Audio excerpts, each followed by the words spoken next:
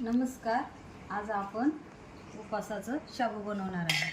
हे शाबू भिजू घातला आहे, हे शेंगदाणे, ही मिरची आहे, हे बटाटे, हे आपण टाकून करणार आहे.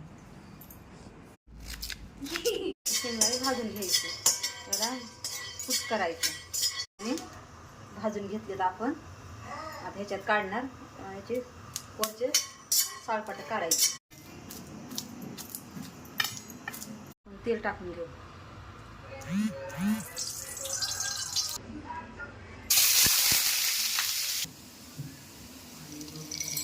आपण मिरच्या टाकू.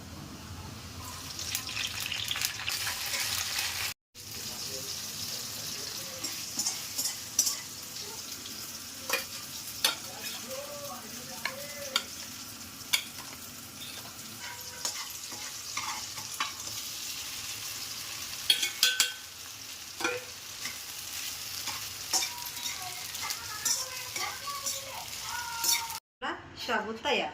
बघा असा करायचा शाबू.